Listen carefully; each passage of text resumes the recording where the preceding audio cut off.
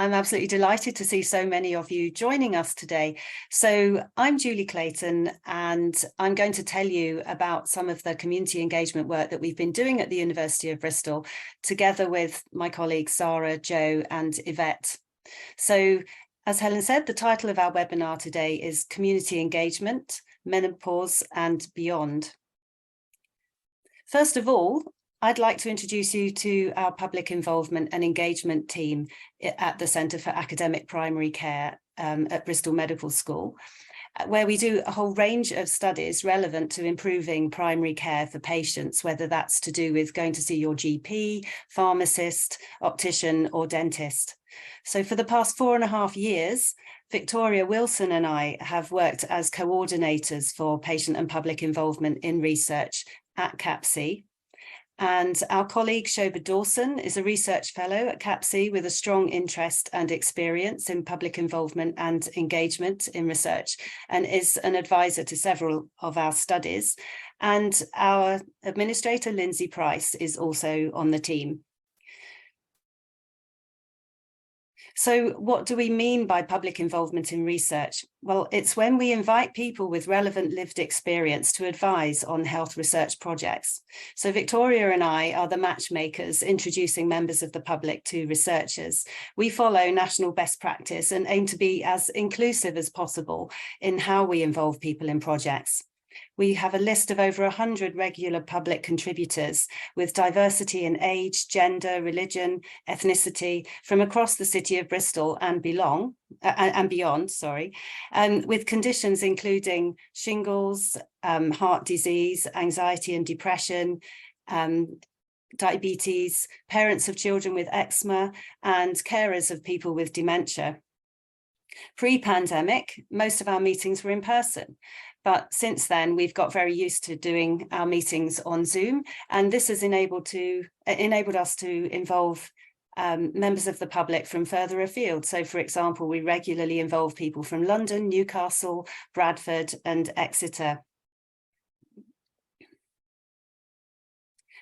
Louise here is one of our regular public contributors, and she sums up what for many is a very strong motivation for being involved in research, and also for funders who require all health research nowadays to have a strong PPI, patient and public involvement plan.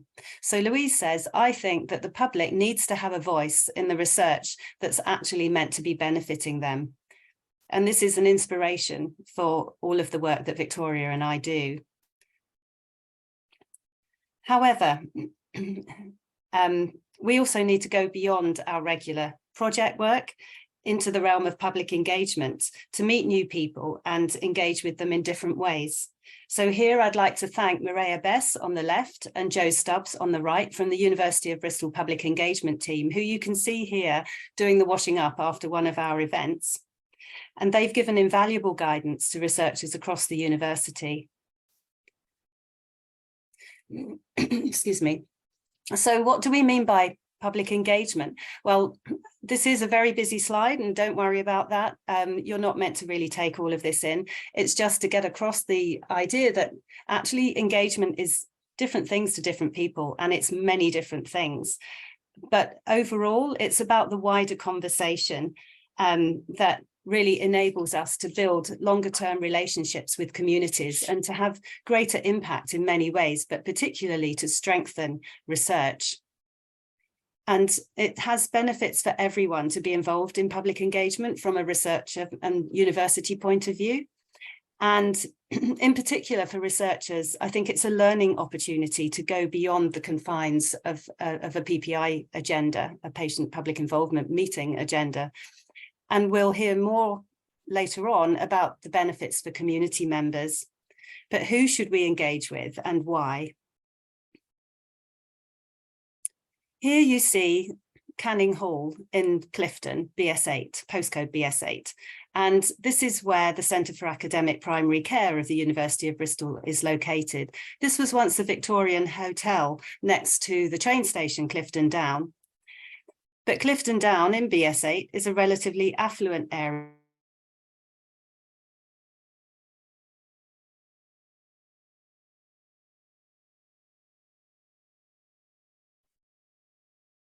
area of Bristol district of Clifton in Bristol.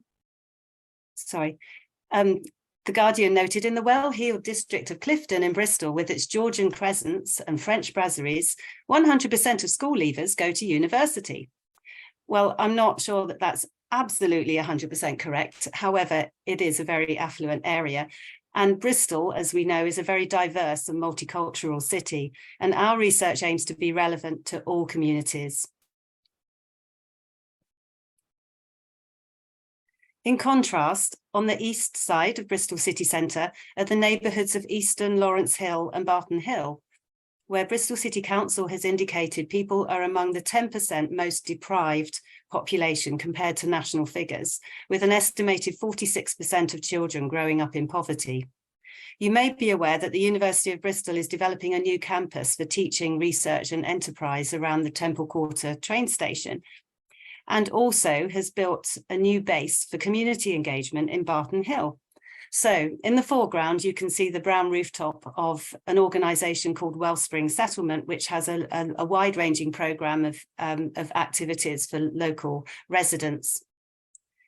And in the midground, you can see some brightly coloured container, shipping containers, which are a set of meeting spaces. On the left, the three bluish ones on the left are what's known as the University of Bristol Barton Hill Micro Campus, and this is a community meeting space, which we'll tell you a bit more about in a minute.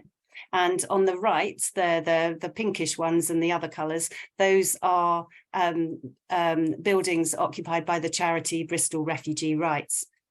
So creating this micro campus for the University of Bristol was a very symbolic and significant step in supporting community projects with the wider city.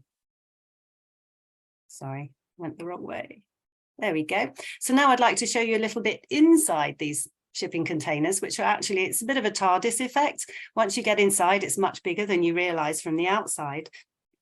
And it's a meeting space for up to 25 people, approximately, with state-of-the-art facilities for audio-visual meetings and for hybrid online meetings, for example. And there's even a children's book corner and a community library. It's also where I've had more of a chance to get to know Zahra and her colleague Samira Musa. Zahra is the mental health coordinator for the Somali Resource Centre in Barton Hill, and Samira is the director of the Barton Hill Activities Club, which has a range of activities for children, teenagers and families.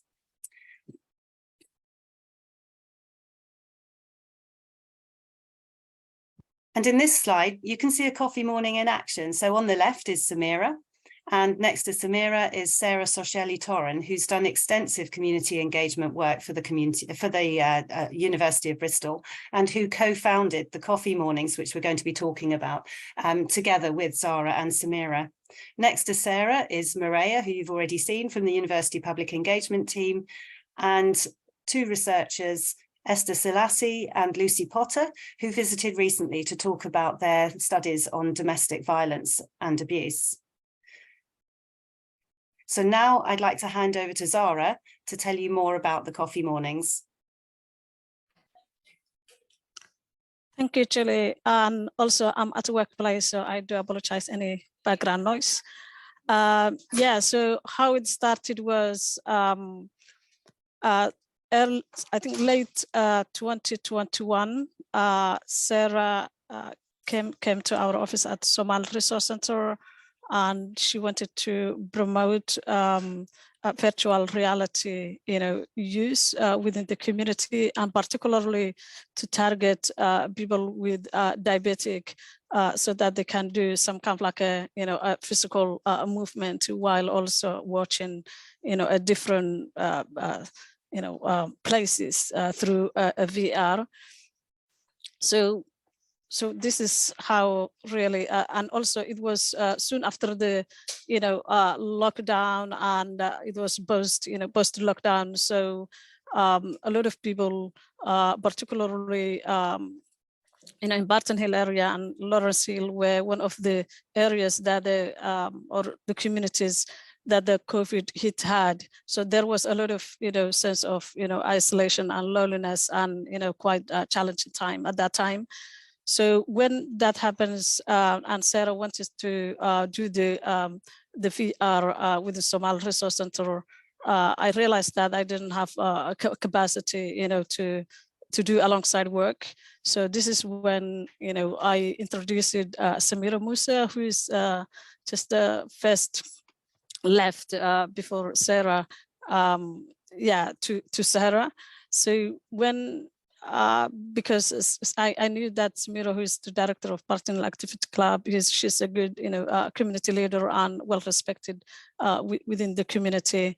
So this is when, Sarah and Samira then, had a chat about holding the virtual reality, but also they visited the micro campus at the university, which is not far from, our office. So this is when they also talked about how, what are the other opportunities that the place can be used, but not only the virtual reality. And this is when, Samira suggested the coffee morning, and Sarah agreed. And so the university also came on board as they wanted to engage with the community.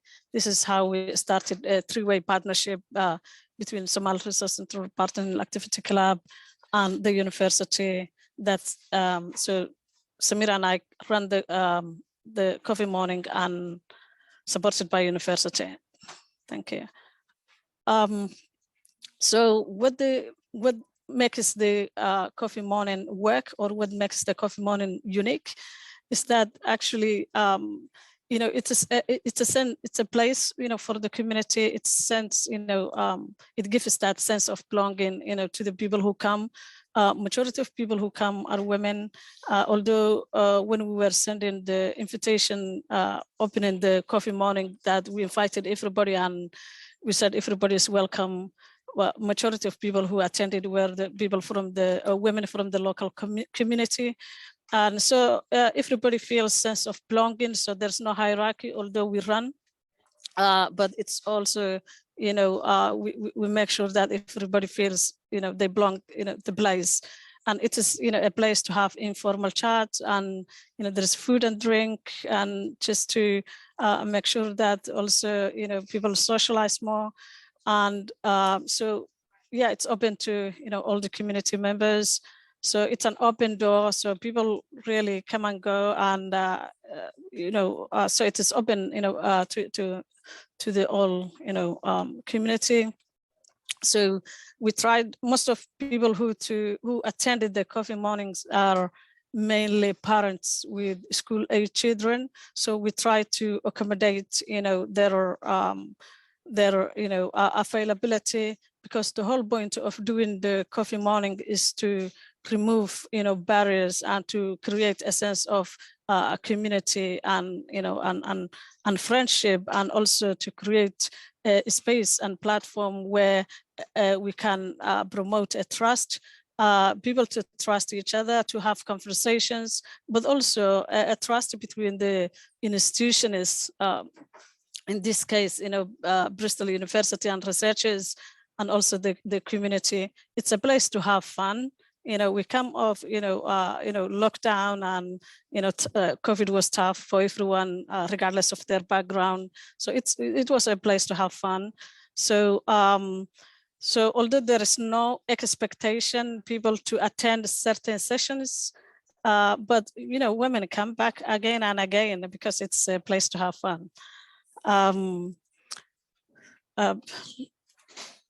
Sorry,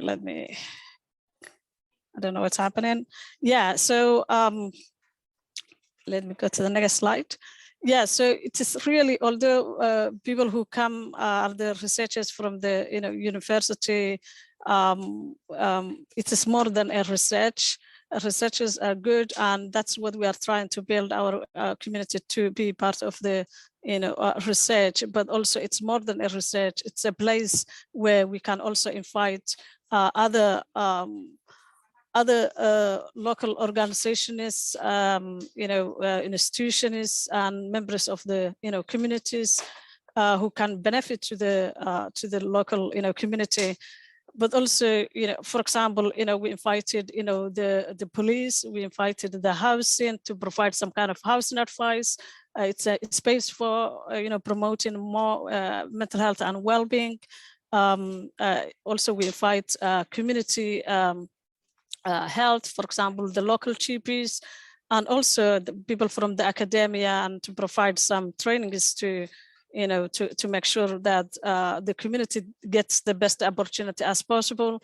And also we also have the opportunity also to not only to co-run, but also to co-facilitate as needed. And here it's a picture of me facilitating a well-being session about stress and how to, recognize stress and how to reduce, the impact of the stress.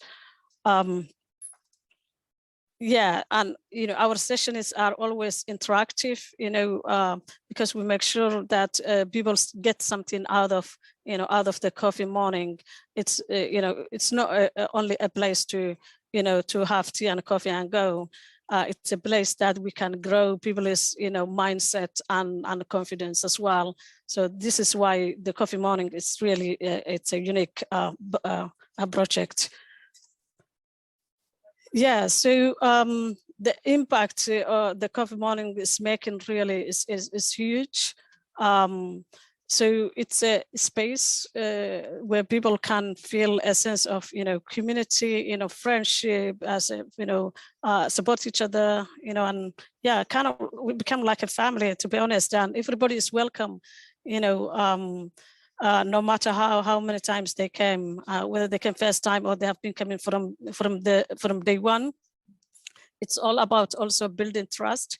As I said, building trust between the institutions and the community, and also within the community. And yeah, it's also a space where people can talk freely without feeling being judged. So yeah, and also it's all about building the confidence and the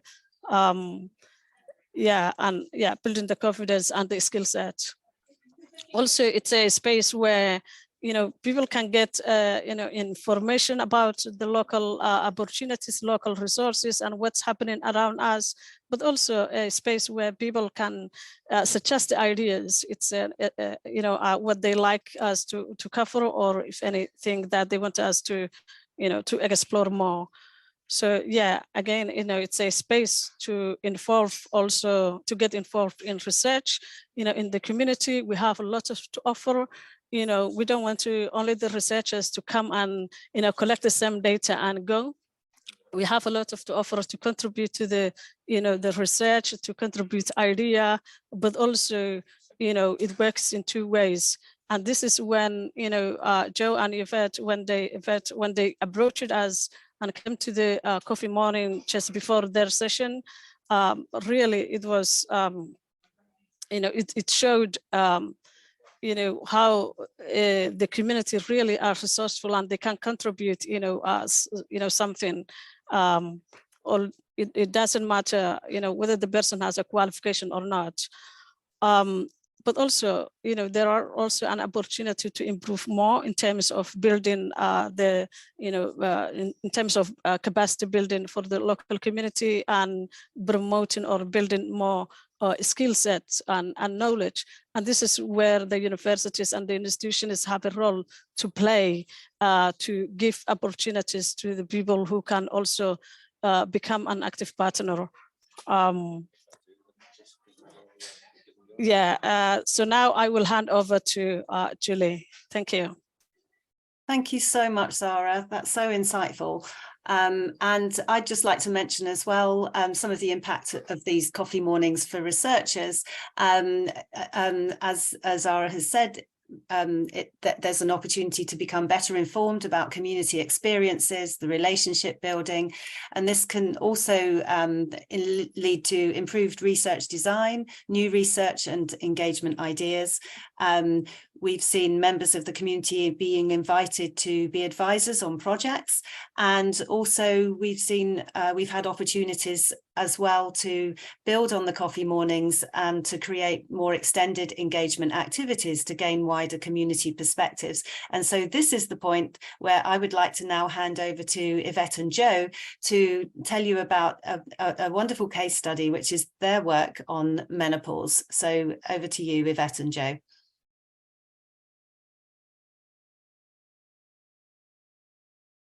Muted, Joe. Classic mistake. Just going to be, so I'm Joe, going to be sharing this presentation with Yvette. So yeah, we wanted to tell you about, as Julie said, a case study of where we've really benefited from community engagement with our perimenopause project. And some of you may know Professor Debbie Sharp, but she's always instilled in us that for successful things like fellowship applications, it's all about the person, the project and the place. And I would say all three of these things were in place for us to have a successful project.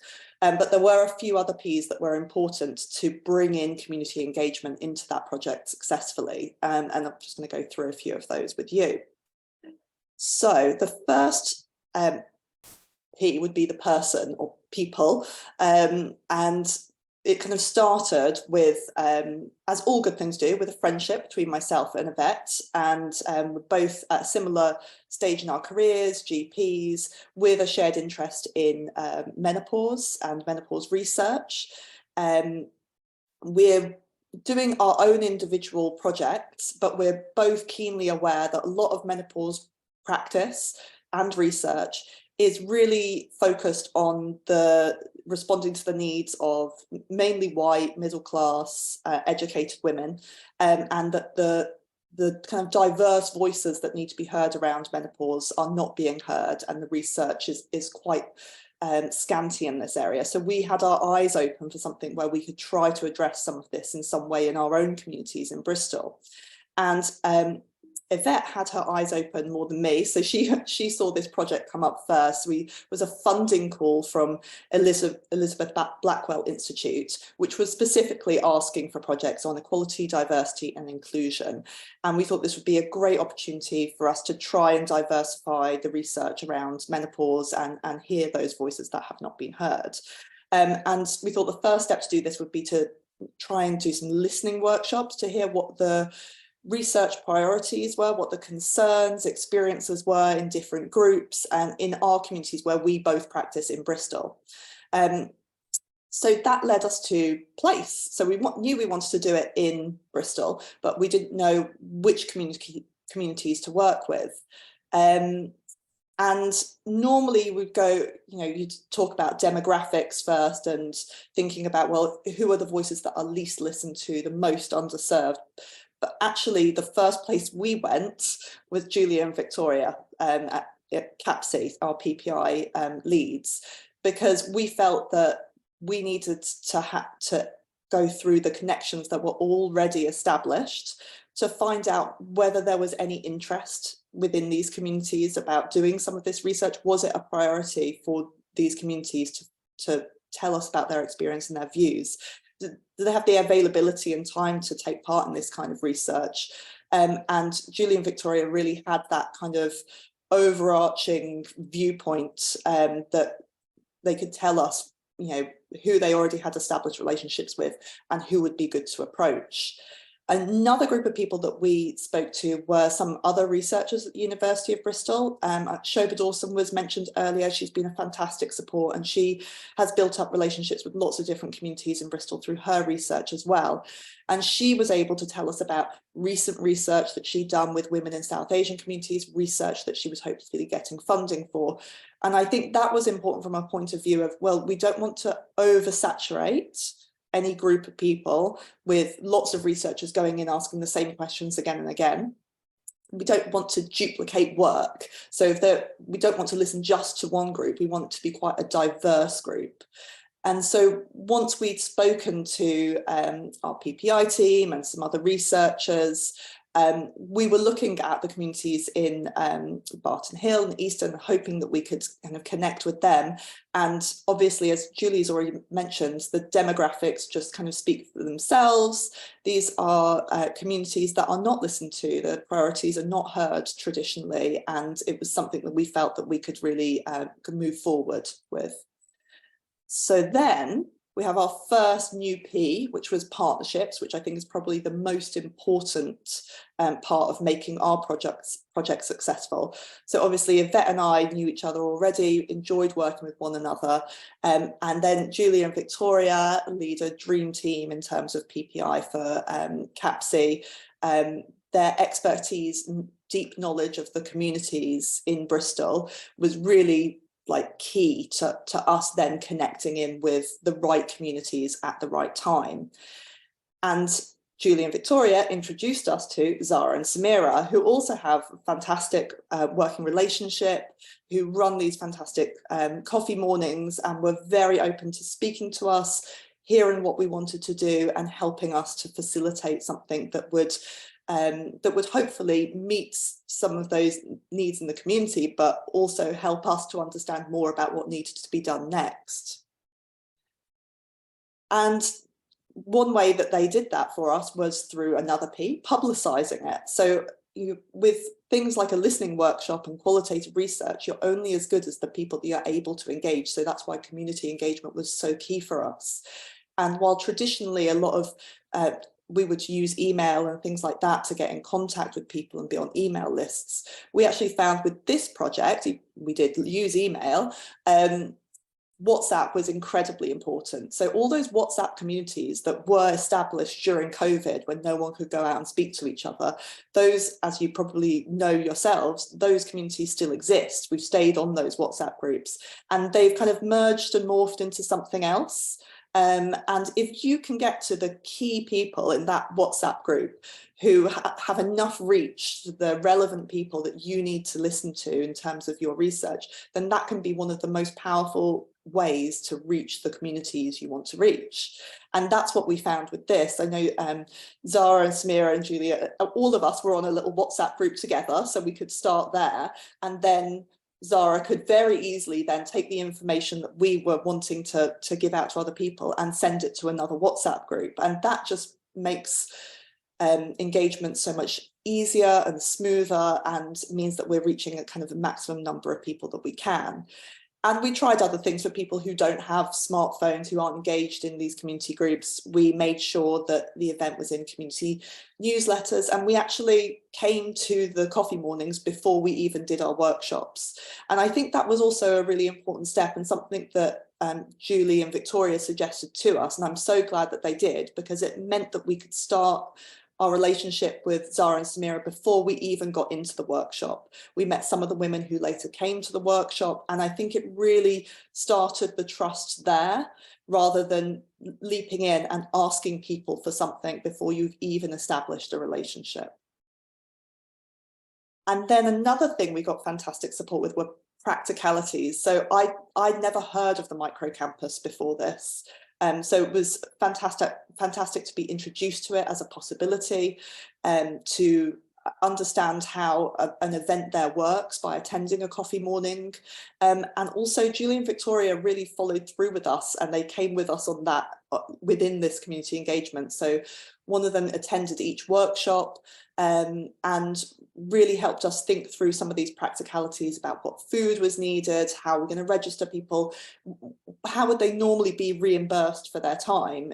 I mean, we would perhaps think it would be easy just to send an online token, but actually giving physical tokens was what was the preferred method of reimbursement. So just knowing these little nuances helped to make sure that the workshop runs smoothly, that we could focus on facilitating the workshop so that we got the information that we wanted and that we were listening properly, while still making sure that everyone was taken care of and everyone's needs were met. And another way we did that was that Zahra and Samira came to the workshops. They helped us with translation, with understanding where there were cultural misunderstandings, where we thought we'd heard one thing and it was another, and also helping us to establish some childcare there so that people who did have small children who weren't in school yet could still attend. And now I'm going to hand over to Yvette to talk about some of the content of the workshops. Thanks very much for that, Jo. Yeah, so the workshops, we ran 2 workshops. We ran one at Barton Hill, which is that micro campus that you've seen a couple of photos of now, and the other one we ran at Eastern Community Centre. These were back in October and November of last year. We invited women between the ages of 40 and 60. They didn't have to be exactly that age, but that was sort of the rough demographic we were aiming at. We got, in total, over the 2 workshops, we got more than 50 women attending, which was just amazing. It was really, really satisfying. You can sort of see from the photos, everyone was really engaged. It was, in fact, the second workshop was oversubscribed. We kind of we ignored a couple of the numbers in terms of people coming through, because I think we slightly hit the fire eggs limit, but that was fine. They were about 2 hours long. They were really well attended, really well received. Everyone engaged. We'll talk through some of the things that some of the things we learned, and you can sort of see in the background of the top photo, sheets covered in information. I'll talk a bit more about those later. I think one of the things that I think was really important for me was that we valued people's time. So we offered refreshments, we offered to give them childcare. I think a lot of the time these things are less well attended because people just can't get to them. They're in places they can't reach, they've got childcare issues, etc., etc. So I think it's really important to think about those things. If you want these people to come along and give their time and give their attention, value that time and attention, and make sure that you're giving them money or vouchers, and you're making it worth their while to attend. So really well attended. We did some feedback afterwards, and everyone was very positive about the workshops themselves. In terms of things we covered off, our main aims were generally talking to them about their experiences and their awareness and knowledge of menopause and perimenopause specifically. And for those that may or may not be medical in this group, menopause is the point your periods stop. Perimenopause is the time around that and before that where you start to get symptoms. So menopause itself may or may not be an event that's a big deal for you, but perimenopause can have significant impact on your physical and mental health. So it's just really getting an understanding of what people knew about that. A lot of people aren't aware of it. And then if they were aware of this, or even if they were having symptoms like this, did they actually seek healthcare, and where were they getting that support from? Who were they speaking to around this stuff? And then finally, it's just sort of, we wanted to not only get information from these groups, we wanted to give something back, because well, lots of people are like, oh, we need more of these workshops, and we need more of these workshops, but what else can we give that's more of an offline thing? So we asked them, if you wanted the information, how would you be able to, what format would you want that information? We had ideas about a film. We're going to do a film. Thank goodness people weren't that keen on that, because in hindsight that probably would have been a bit overkill, but a lot of people came up with genuine ideas of what information they wanted and how they wanted that information given to us. Great. So right at the start, one of the things, I'll just talk to a few things that we found during the workshop.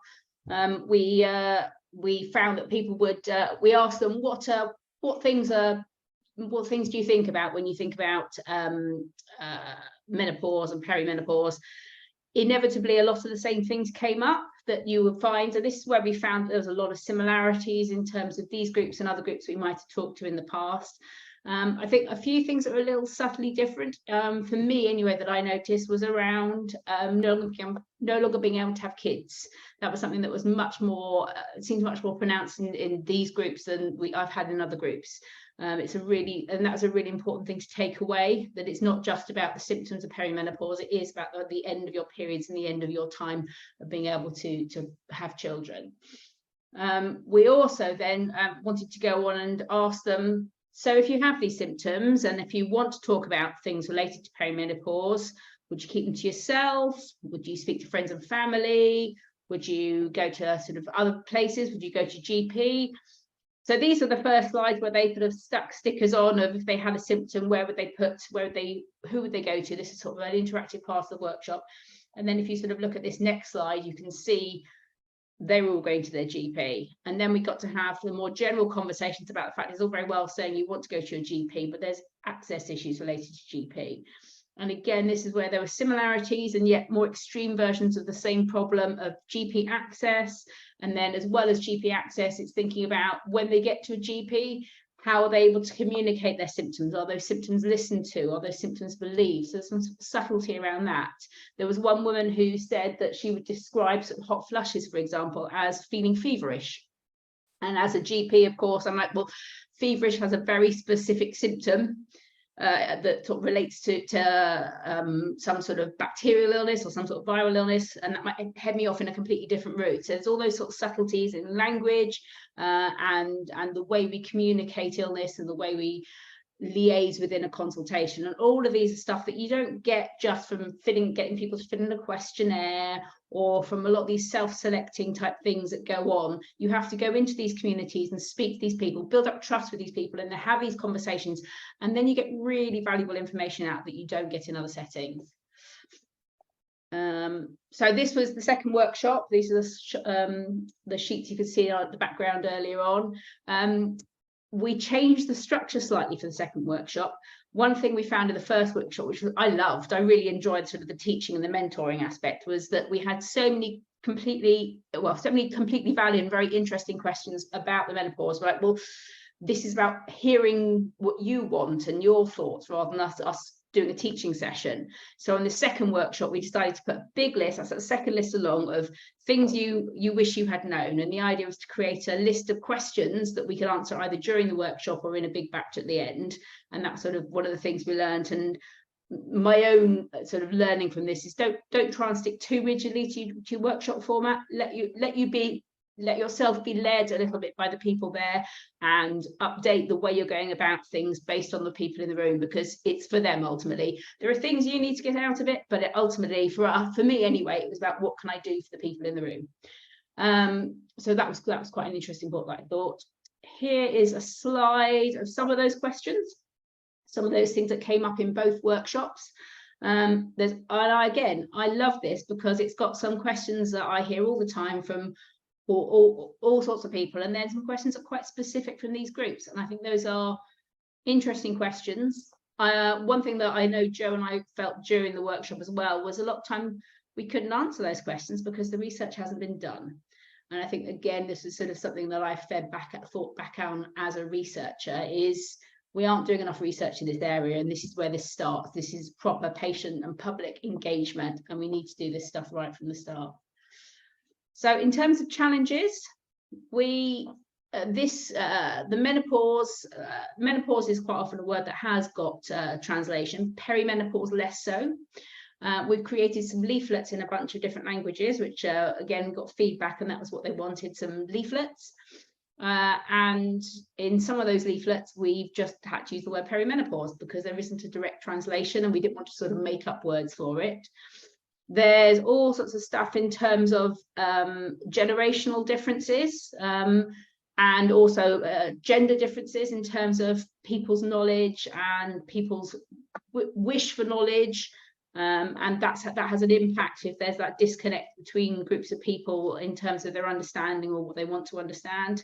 And similarly, from a work perspective, it's being able to communicate the sort of the things and the how you're feeling and what support you want. It's very difficult to communicate that well.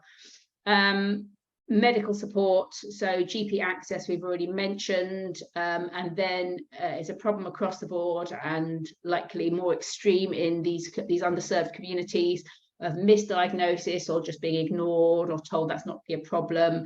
And then of course it's really difficult to get back in again. And then there's all the other stuff that we don't know enough about menopause in different ethnicities, and yeah, we don't know enough about it, and a lot of the work that's been done is in white Americans as opposed to any other groups, so that's a bit of an issue.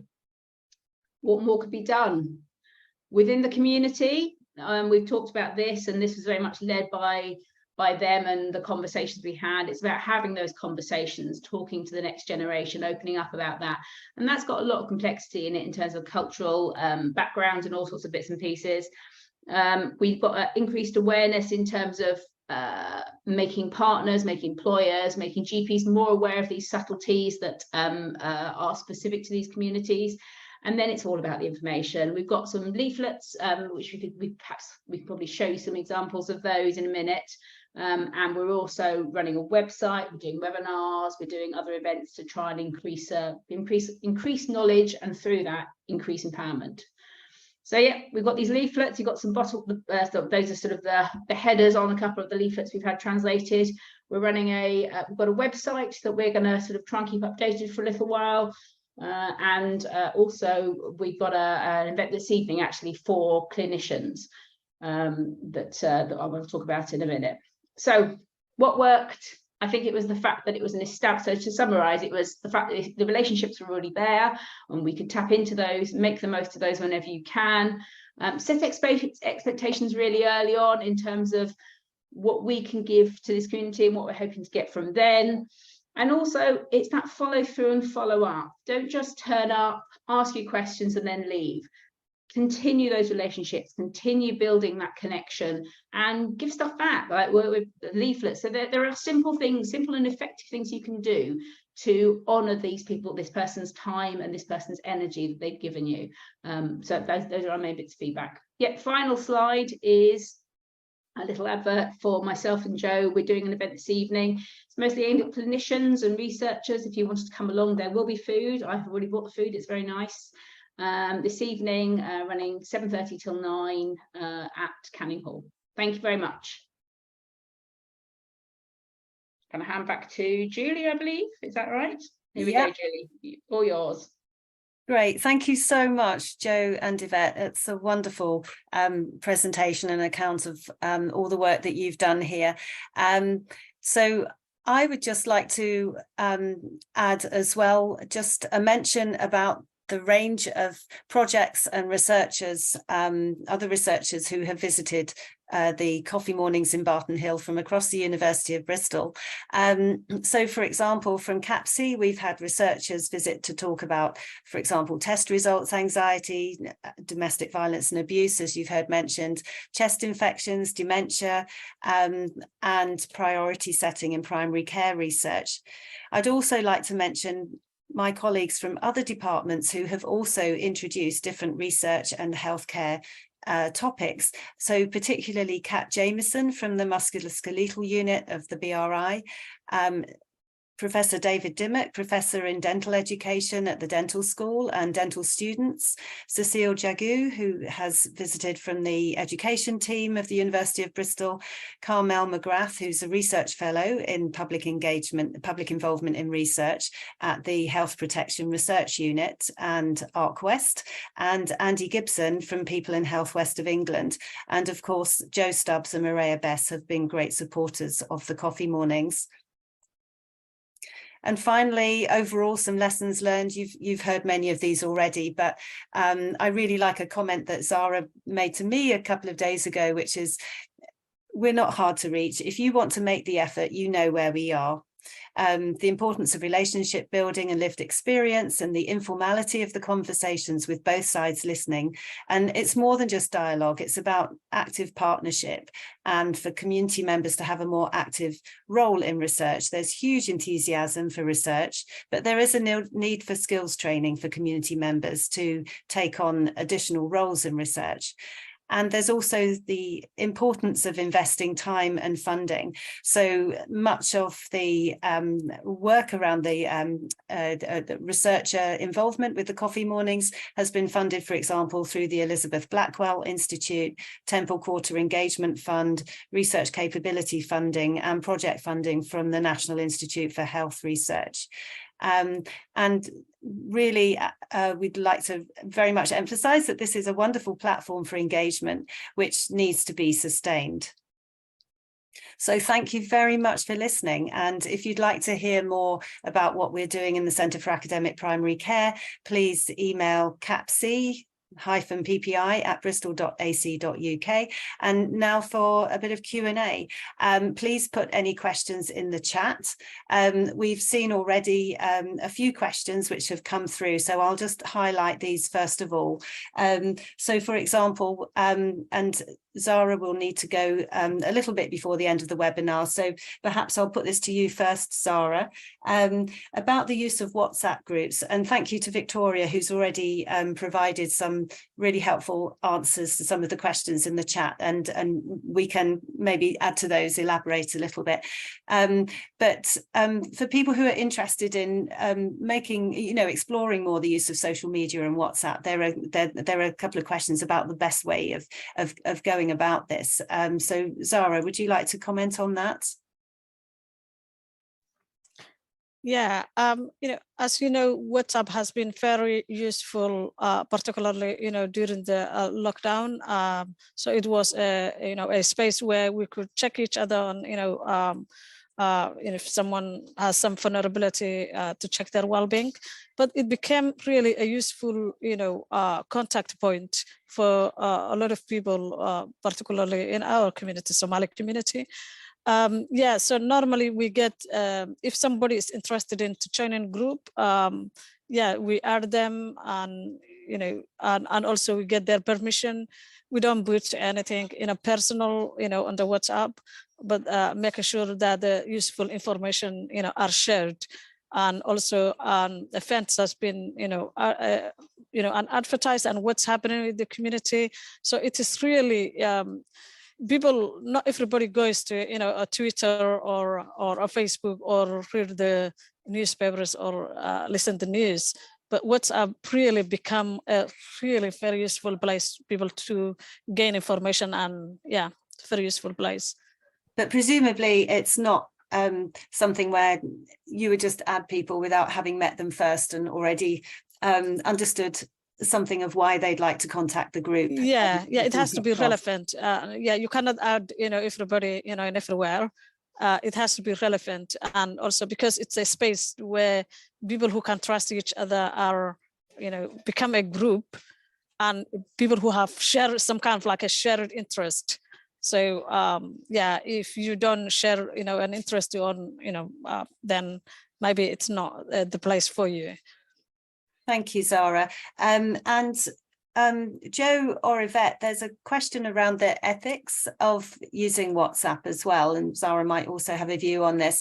But partly what we need to make a distinction here about is that this is public involvement and engagement in research. So it's the process around research rather than what we've described today being research itself. So there was a question about whether whether this is something you would need to apply for ethical approval for, and particularly the use of WhatsApp in this way.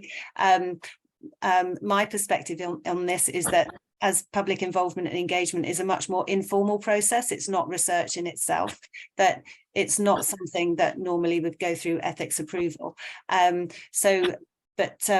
Joe or Yvette, would either of you like to comment on that? Yeah, I mean, we checked with our funder before we did anything. We made sure that this was it's public engagement, so that we can listen to what people's priorities and thoughts are. We're not directly quoting anyone. We're not using information from people's WhatsApp groups. The WhatsApp group is just to pass on information about how to attend the listening workshops. So it's used as a publicity tool, not to collect information for research purposes. I do qualitative research where you can recruit through WhatsApp, and it just has to be written into an ethics request. It's not, it's something that has been approved for many people in different research projects, but you would have to explicitly state that in your research ethics application. And likewise for the work. Oh, sorry, Yvette. The only thing I'd add to that is, yeah, so we actually met with an ethics advisor at Bristol just to confirm where the line was, what was acceptable for us to do and what wasn't, or what was pushing things too far. It's little things like, you'll see there weren't lots and lots of photos of all the workshops, and that's because we had quite a few people in the workshops who didn't want their photo, and it became too complicated to try and work out exactly which person didn't want to have their photo taken. So we've literally been having a conversation before this about, well, let's put some more photos. It's like, no, there aren't any, and that was a deliberate choice. So there's lots of support for doing, you're right, it's not research, doing these exercises ethically without needing ethics approval to go through all those steps as well. Mm-hmm. Thank you. And a question for Zahra about dealing with sensitive topics, how we manage that situation where we've got people coming into a PPI meeting or a workshop and the topic is a sensitive one. What's your guidance on how we approach this, Zahra? Yeah, this is where actually, the coffee morning is really useful to build, this trust and to build a confidence. And yeah, and also, we had, this conversation is really, to talk about some difficult conversations. Yeah, so previously, because the relationship between the universities and the researchers were not, and the communities really were not, existing, that much. So it's, yeah, some topics are really sensitive, but you have to take into account the, the cultural appropriateness, the cultural understanding, and actually, you have to be guided by, the people that you want to get information from. So yeah, so some topics are sensitive, like menopause. I was quite surprised how women were more open, to talk about and to ask, questions, but that didn't come, out of the blue. Before that, we built, a trusted relationship. We built, friendship, and we built a sense of community. And so a lot of work, hard work goes into that, before the sensitive topic. But also it's normalizing, let us talk about the, things that matters, to the community, no matter how sensitive or difficult it is, but you have to also acknowledge, the topics that are quite sensitive and approach with sensitivity and open-mindedness and understanding. And also to ask questions and not to assume, if you're not sure something, just ask. It's okay to ask. So thank you. Mm-hmm. And I have to say also from the PPI point of view, Victoria and I always make it clear to people that they're not under obligation to share their own personal experiences if they don't want to. They're there to have their viewpoints and give feedback on things very often, but without having to necessarily share those very personal things. But the views that they express, of course, we understand will be informed and shaped by personal viewpoints. And we also, on occasion, depending on the topic, we'll mention as well to people that if there is something here which you find upsetting, for example, you're welcome to step out of the room and have some quiet time, and we would follow up with people as well if we felt that they were, for example, upset by something that was discussed in a meeting. Also, I'd like to thank you as well to people in the chat, for example, Sean Hurrigan from the Peer Partnership, who would be interested potentially in linking up over some work on menopause, and a little apology to Kat Jameson, who works at the musculoskeletal unit in the medical school and are part of the BRC, not the BRI. So sorry, Kat, that was my mistake. I think that's covered all the questions. There was one about childcare, which thank you, Victoria, answered, which we've done at the side of the room. Were there any other questions that I've missed at all? Helen, did you notice anything else? I think there's one about Greta Brunskill, PPI coordinator. How often is the PPI coordinator there? Is that covered? So can I ask how often the coffee morning is held and how often there's a PPI coordinator there? Yes. So yes, the coffee mornings are a weekly activity, and there's somebody there from the university almost every week. But Zahra, would you like to add to that? Yeah, it is every Friday from 9:30 till 12:30 that the sessions are run. And it is during the so it's closed during the school holidays, because most of people who come to our coffee mornings are parents with school-age children or or small children. So just to accommodate that, so yeah, so it's every Friday, apart from the school holidays and bank holidays, and yeah. Thank you. Thank you. And yes, the coffee mornings are funded on a regular basis, and this is something which between all the various departments and key players that I've mentioned, we're looking to see how we can sustain them in future. But yes, there are it's very important that we reimburse Zahra and Samira for their time and sometimes doing translation work, for example, refreshments. But the microcampus itself is a venue that's provided by the University of Bristol. That's great, thanks. I mean, we can always check through the chat, and if we have missed anything, we'll try and answer it. So thanks very much to all of the panel for really interesting presentations, and to everybody who joined for taking part and having an interesting discussion. I'm just going to, if I've got time for everybody disappears, I'm just going to flash up one final slide, which hopefully you can see. And Hi, Zahra. oh, Okay, Zahra, bye-bye. thanks so Thank much. you. Yeah, Thank you. Bye-bye. Bye. Yeah, so this is just a final plug for keeping in touch with us, Centre for Academic Primary Care, the various ways that you can do it up here. And also to say that on the 12th of June, we'll be having our next webinar in the series, which is going to be on managing primary care same-day demand. So all those attempts to get appointments on the same day, and what the workforce opportunities might be in relation to that. And that will be with Dr. Matthew Booker and Dr. Helen Baxter. Helen, I can't see the slide. Did you? Oh, sorry. I was trying to do it too quickly. Okay, hopefully that now will make sense. So the different ways to get in touch, stay up to date with what we're doing, and just a bit of a plug for our next webinar in the series.